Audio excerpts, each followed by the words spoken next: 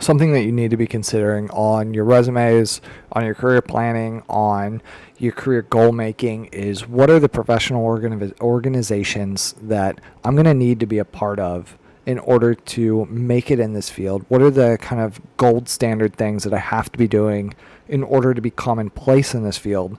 And then what are some of the certification exams? What are some of the tests that I could be taking now or at the end of my career at University of North Georgia so that I'm ready for that gold job, or I'm ready for that B and C option.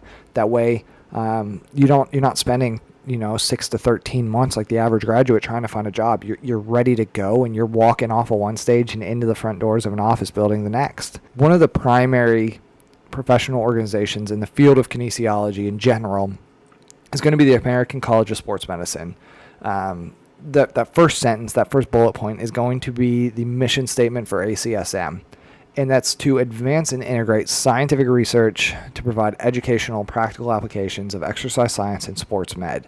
You will see at this conference, you'll see athletic trainers, you'll see physical therapists, you'll see motor behavior specialists, you'll see biomechanists, exercise physiologists. ACSM really runs the gamut of kinesiology. There's discussions on pedagogy. There's discussions on teaching and certifications in teaching and kinesiology and in exercise physiology and in PE. That third bullet point is what is the goal vibe, right? Like what's the atmosphere like at ACSM? What are the individuals like who are members of ACSM? And kind of the best way for me to describe it is that it's an integration of kinesiology and physiological sciences trying to be like medical professionals. A big push with ACSM is this concept that exercise is medicine. It's trying to legitimize the field of kinesiology and exercise science and sports med as true health sciences and as true members of the allied health science field, which I am completely in agreement with, that we are fully functioning healthcare providers, whether it's athletic trainers or physical therapists or kinesiologists or kinesios or whatever. We're very much so a part of the allied health team.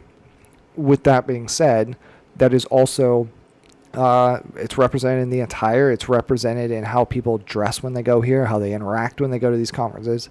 The reason I have this picture actually as the background is that this is a true snapshot of an ACSM conference. People are wearing suits, people are wearing ties and blazers and nice pants and collared shirts, and it's kind of a bit more of a white collar, prim and proper style conference. There's several certifications. I mean, there's actually a ton of certifications that ACSM kind of proctors and puts out and certifies. One of them, certified personal trainer. There's group exercise instructors and exercise physiologists. ACSM certified personal trainer is actually a pretty good personal trainer certification. You don't need a bachelor's degree. It's certified personal trainer. It's you're working in a gym one-on-one. Group exercise instructors, you guys know what that is. What's cool about the ACSM is that they've kind of started down this clinical route.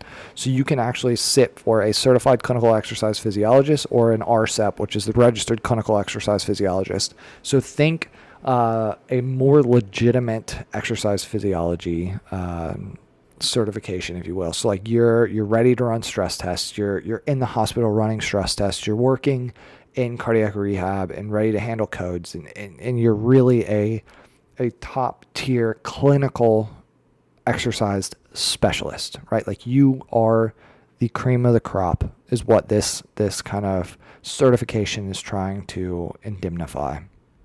There's several specialty certifications that are listed within American College of Sports Medicine. So there's an exercises medicine credential. There is a certified cancer exercise trainer, which is really cool because it's paired up with the American Cancer Society. That certification dives into some of the nuances of working with cancer-based populations and how are you dealing with things like lymphedema or swelling associated with some of the anti-cancer therapies. How are you handling exercise programming and exercise prescription for special populations that might not be able to complete certain activities because of their cancer burden or because of the drug drugs or anti-cancer therapies that they're going through. It's really kind of a cool certification. So if working with that population is something that you have an interest in, it's a great certification to try to chase down. You don't have to have a bachelor's in exercise science at all. I believe you can just take it while you're going through, and it looks great on your resume as well. There's fitness trainers and public health specialists as well that are associated with the ACSM. And if you go to their website, you can see all these different credentials. The other kind of major player in the sport phys, ex-phys world is National Strength and Conditioning Association, or the NSCA. That first bullet point, again, same like ACSM, it's going to be their mission statement. So it's, as the worldwide authority on strength and conditioning, we support and disseminate research-based knowledge and its practical application to improve athletic performance and fitness. So you notice how different that is from ACSM, right? ACSM is very much so exercise is medicine, and that's kind of their big thing. National Strength and Conditioning Association, or NSCA, is we take athletes and make them better. We make humans perform higher. We make athletic performance better, right? It makes sense that their target journal or their main journal is the Journal of Strength and Conditioning Research. When you start reading papers out of there, everything has to do with lifting weights or athletic performance. With that being said, the kind of their vibe at these conferences, or their atmosphere, is really that they are the world leaders in athletic performance optimization. So what that means is you're looking at top tier strength coaches, you're looking at top tier exercise professionals that are trying to improve the field of athletic performance or human performance. It doesn't just have to be your college athlete, right? Like, it could be the 35-year-old mom who's a single mother working full time and trying to be in better shape. Like, that technically improves human performance. They're still chasing that down. Or it could be tactical athletes, it could be warfighters, it could be Delta operators, right? Like, it's numerous types of clientele across this population, but making them bigger, stronger, faster, making them more adaptive humans. The background again here, I'm really trying to show you guys and highlight the difference between ACSM and NSCA. As you're walking through NSCA, you'll see that, I mean, it is literally like the freaking smart meatheads, right? Like, it's folks that they lift heavy weights, it's drink big, eat big, like all of those types of things. And you're seeing cutoffs and full sleeve tattoos and neck tattoos and all sorts of stuff. It's a very different atmosphere than ACSM. Their missions are fairly different, but at the same time, you'll see a lot of the same people that go to NSCA go to ACSM every year, because the field is so interrelated that people will not just like pick and choose which one of these organizations they want to be a part of, but they might be NSCA certified in one thing and then ACSM certified in another. They might give a talk at NSCA and give a talk at ACSM. That's pretty common. Some of the big certifications that NSCA really focuses on is Certified Strength and Conditioning Specialist. Hands down, without a shadow of a doubt, the CSCS is the gold standard when it comes to strength and conditioning. The gold standard right now, they've been the gold standard for a long time, and truthfully, they're probably going to be the gold standard for a while. If you want to do anything in strength and conditioning, you have to have your CSCS. I hate to say it, you got to do it. NSCA has also recently come out with this TSAC, and what the TSAC is, it's focused on strength and conditioning for first responders and for tactical athletes, warfighters, operators, right? So you're thinking more, how are you helping law enforcement? How are you helping the fire department get bigger, faster, stronger? How are you helping tip of the spear athletes, as well as general warfighters, as well as drone pilots and kind of military support personnel get better at their job? How are you going to make them bigger, stronger, faster? There's the NSCA certified personal trainer as well. And they have a certified special population specialist as well. So it's how can you integrate kind of strength and conditioning within the special pops field. NATA, so I cannot personally attest to the vibe within NATA. After speaking with Dr. Andrew Jekyll, who is a athletic trainer, as well as he has his doctorate's degree as well. He said that you can kind of consider NATA as somewhat of an in-between, right? So if you're thinking, what's the attire look like? Well, it's kind of the national standard for athletic trainers, right? And that's khakis and a polo. It's kind of uniform by default for athletic trainers, so that's what you see a lot of at NATA. So the mission of NATA is really to represent and grow the field of athletic trainers as unique personal healthcare providers, or as healthcare providers. If you were to basically take and combine an EMS personnel with a physical therapist, or have a baby between those two, you get an athletic trainer. So their first line response to injuries and critical care. They're also some of the first people that are dealing with rehab and prehab, coming back from injuries and preparing to prevent injuries as well. NATA is largely focused on making sure that the field of athletic training is protected, and that it is certifiable, and it is essentially credentialed, if you will. So they want to make sure that they protect the athletic training career field as a whole. And that involves, you have to be, if you're going to be an athletic trainer, you have to be board certified. So it's not just that you're taking a random certification exam, but you have to be certified by the Board of National Athletic Training Association, and you have to have certain degree requirements. You have to meet specific hours. You have very specific credentials in order to protect the field of athletic trainers, and NATA is the one that does that. There's a couple of others. I'm just going to click through these quickly for you. Certified Health Education Specialist. So this comes from National Commission for Health Education Credentialing. It's really trying to promote and sustain health education specialists.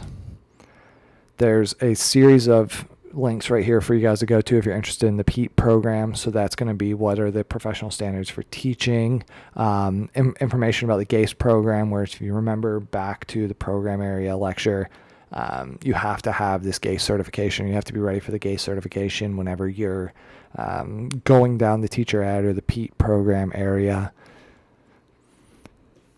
In order to kind of speed through this, I want to make sure that you guys know why certification matters. And there's an example here of a study that basically took, what's a better way to put this? This study basically asked a baseline level of knowledge of individuals that either had certifications or did not have certifications. The individuals that had certifications and were certified by a well-recognized certification body scored significantly better on knowledge-based assessments than individuals that did not or only had a either college degree or certification from a widely recognized group. So basically what they found, and what's so important about certifications, is that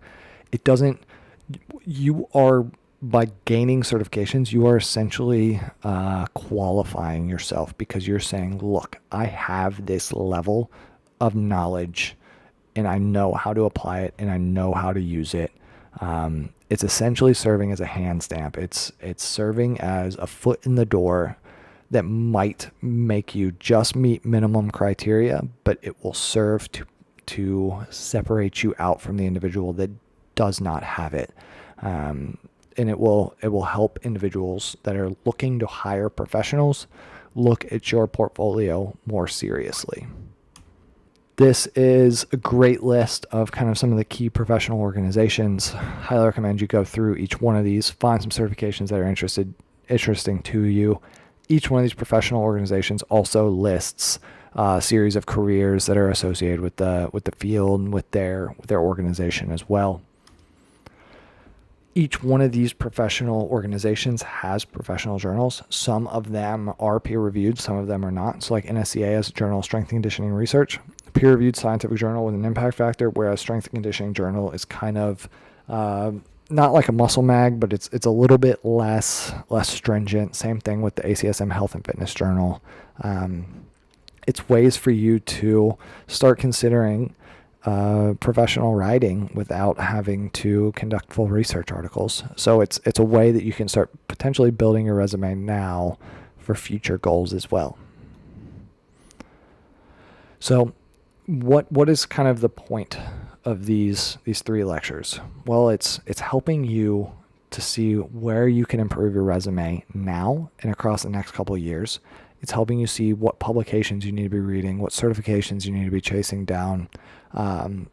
and really it's helping you learn how to become more recognizable for your level of expertise, and learning how to be a better candidate and look better on paper without being able to put a face to a name, or without being able to get in there and shake someone's hand and try to wow them with your expertise in person. It gives you that small little leg up, so that when they're sitting there sorting resumes, your resume gets tossed in the call pile, not in the not call pile.